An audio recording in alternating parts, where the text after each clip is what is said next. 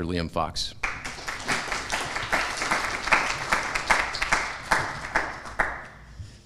Well, thank you very much, Drew. I sort of feel I should quit while I'm ahead this morning. Well, for those of us who cut our political teeth in the Thatcher-Reagan era, today's politics can be a little disorientating. Instead of the cool application of reason based on the logical development of ideas, themselves derived from sound basic principles, it seems that we have now stumbled into a political environment that, I hate to say it here in Scotland, is almost anti-enlightenment in its nature. In this twilight zone, the validity of someone's view is not determined by any relationship to empiricism, but to the strength by which the view is held, often multiplied in the echo chamber of social media. Here, such nonsenses as, "This is my truth, you have your truth," takes us back to a darker era when evidence didn't matter, only opinion. It forgets that ultimately it didn't matter that 99% of the world believed that it was flat. It wasn't, and ultimately objective truth prevailed.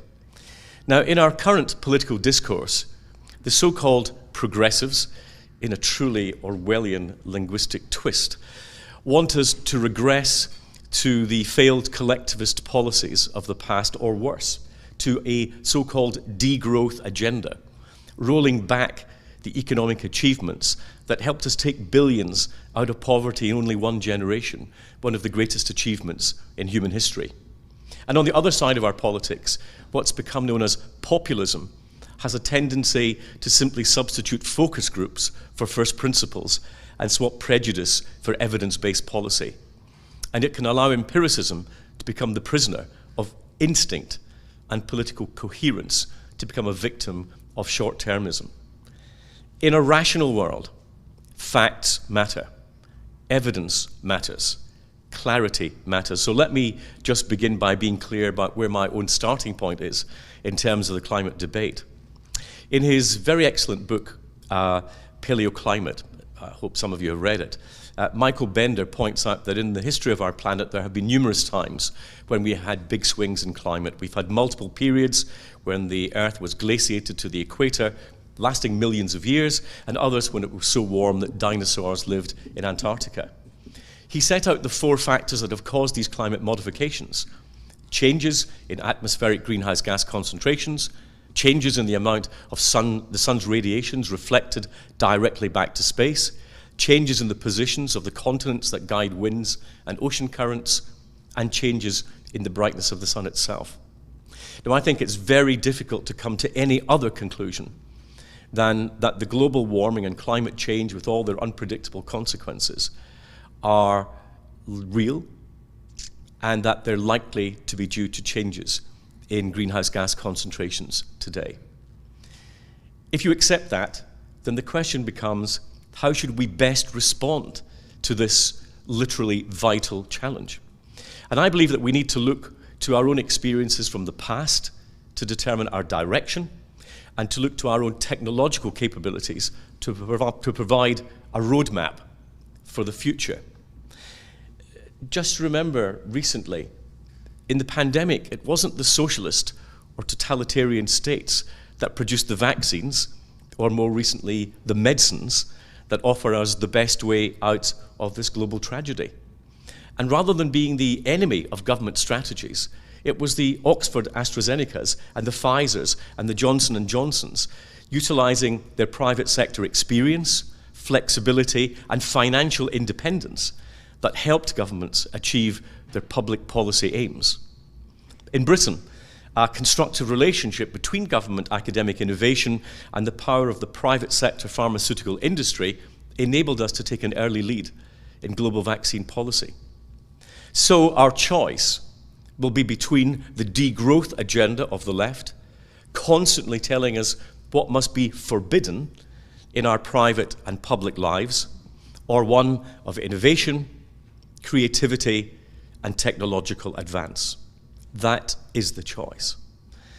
That advance will enable us not only to have the preservation of those freedoms that we cherish today, but will allow the advancement of the developing economies.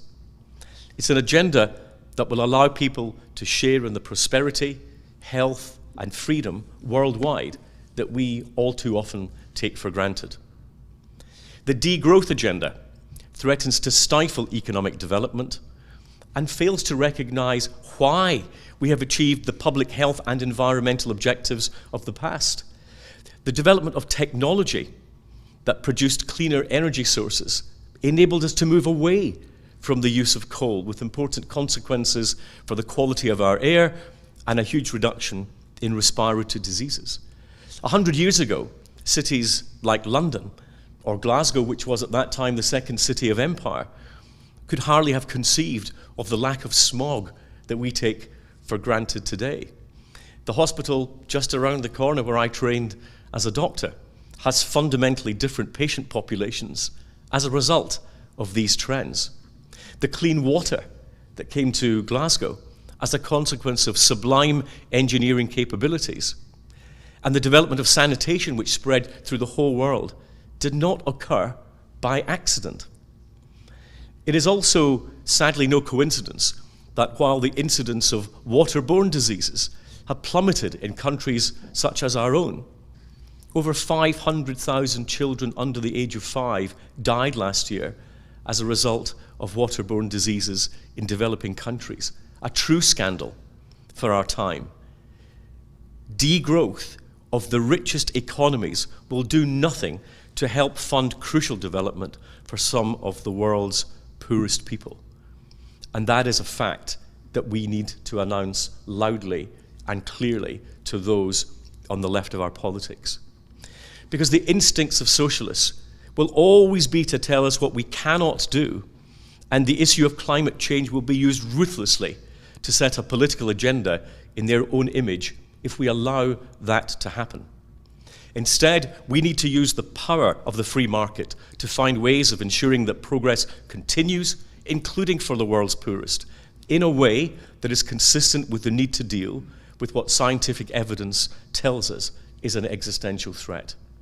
So let me just give you 2 practical examples of that.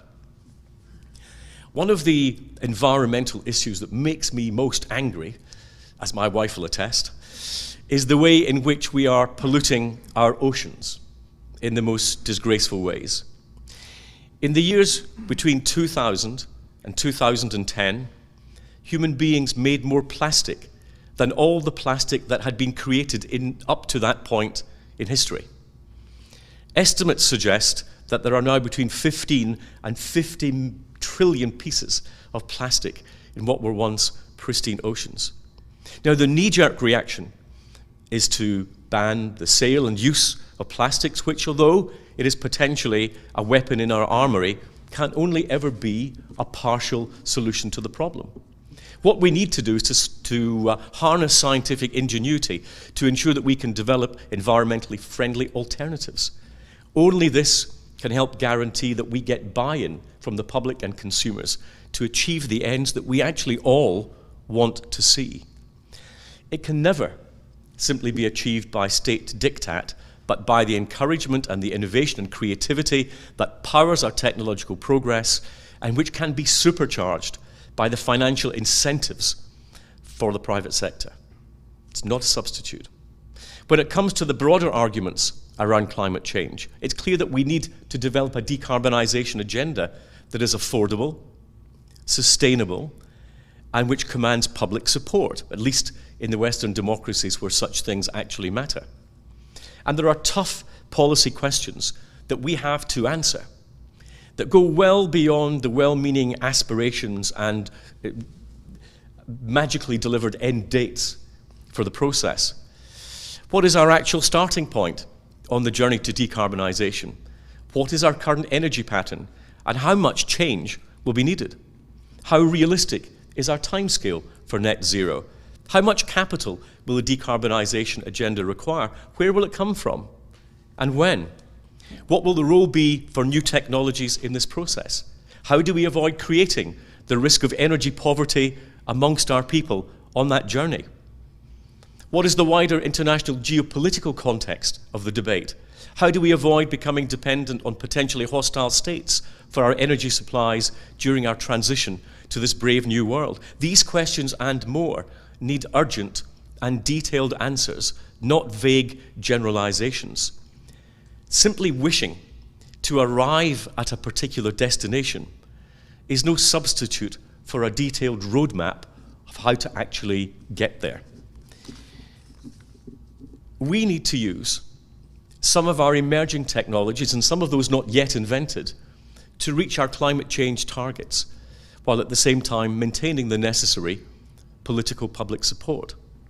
Those who advocate a degrowth alternative fundamentally fail to understand human nature.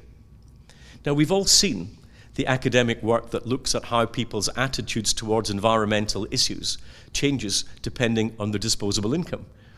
It doesn't come as a surprise to any of us that people with more disposable income will buy more organic foods in the supermarket, or that the political salience of environmental and climate issues diminishes in times of economic hardship or with rising unemployment. It's only natural and it's commendable to want to put food on the family table and to provide basic elements such as clothing and heating.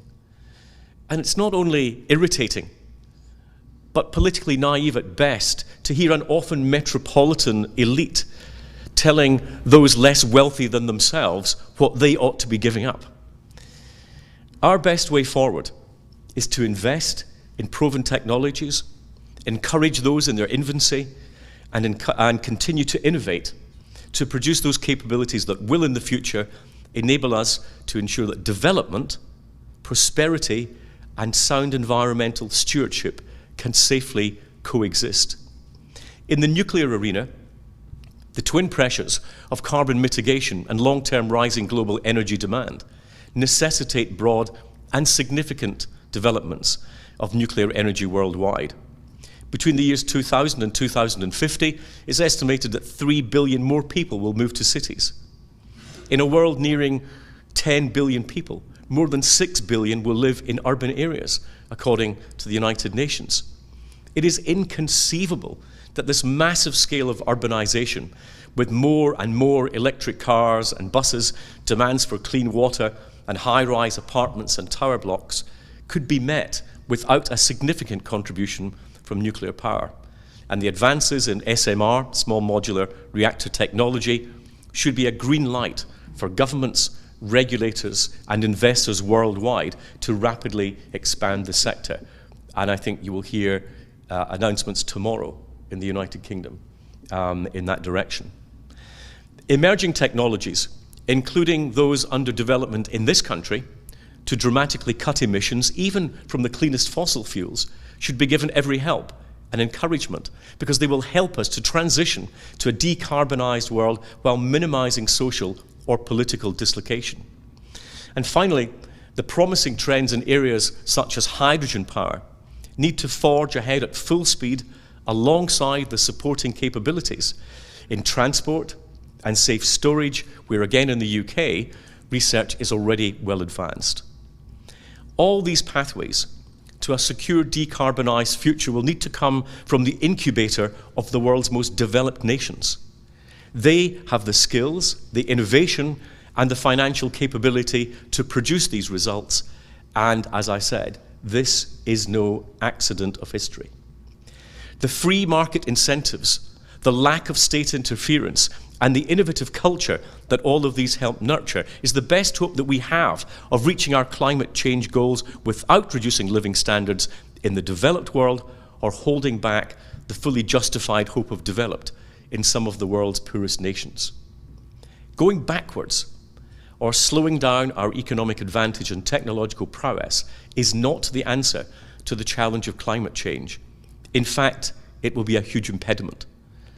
It's worth remembering that we have only 2 feet, and you're either on the front foot or the back foot. The leaders of free, democratic, and capitalist nations must recommit themselves to the principles that produced the innovation and scientific advance that has been our hallmark, an agenda based on creativity empowered by the free market and freedom itself. It is time today for our politicians to have the courage to ensure that these same values drive the progress of tomorrow for all the people of the world and for the world itself. Thank you.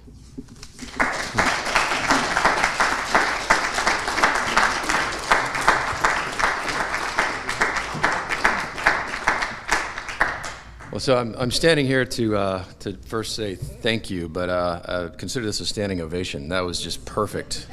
So thank you so much. Yeah. So actually, Dr. Fox has kindly offered to take a couple of questions if anyone's interested. So we would welcome anyone who might have a question for him. And if you would please identify yourself. Perhaps could we get her a microphone? That's okay. My voice is quiet now. Yeah. Yeah, and I offer to take questions, not answer them. Oh, okay. Sorry. I agree with so much with what you've said. I'm just interested in your perspective of where Indigenous voices play a role within this decarbonisation agenda. I think that this sort of segmentation of our society is extremely unhelpful. We should all be wanting to get to the same destination, and to allow the debate to be about the process of left versus right, or one group against other in society, seeing our society as a fragmentation, a coalition of minorities, is not right.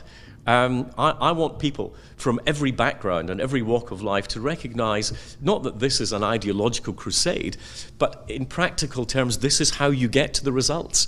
I'm concerned that we don't go down a political cul-de-sac for ideological reasons or from the political left that actually leave us unable to deal and get to the solutions that we all want to see. And so, when we were talking earlier, and saying, if you look around the world, what sort of societies produce the great gains that we've got? I mean, in my area of medicine, it wasn't the socialist states that produced antibiotics or RNA vaccines or any of the other great technological innovations that we've actually seen.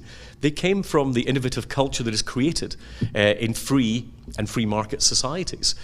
So for me, it's a practical argument, not an ideological one. So I don't really mind where people come from in this argument. It's where they're going to that actually matters to me. And I think we should be reaching out to people and saying, we can point to a track record that this sort of political culture creates. Let's replicate it. And let's not be diverted by those who would use the climate debate to further a political agenda that will take us to a very different place from those innovations that we've had in the past. That's great. Thank you. William Young, Council on Geostrategy. Dr. Fox's fantastic speech. The question I wanted to ask you was really around carbon leakage and the balkanization of the international trading environment. There is a lot of move by the EU, by the EU and the US, by the UK to some extent, around carbon leakage, carbon borders. Equally, there are concerns that China's pollution is not being addressed as quickly as it should be. Do you have any thoughts as to how this is involved? Yeah, so we're going to get there as we start tackling the Article 6 stuff this week and carbon pricing. I look at it from a fairly simple perspective. Global problems can only have global solutions. You can't solve a global problem from inside a geographic border. Therefore, we need to find ways of dealing with those wider issues. The UK produces 1.01% of global CO2 and falling. China produces 26.9. There is no point hammering our economy into the ground to get from 1.01 to 1.00 while China continues to pollute and undermine all the climate targets that we have. So if we don't get agreement this week, which is what I predict will happen, our choice is binary. Do we do something about it, or do we do nothing about it? And if we choose to do something, what are the choices within that? And it seems to me that if we have taken the responsible action of pricing carbon into our economies, why should countries be allowed to undercut us in the global market by finding production methods that are hugely polluting and undermining what we believe is our global strategy on the biggest challenge that we have today. So what do we do? In my view, is that the best way of doing that is to minimize leakage, and that's by finding a broad international coalition.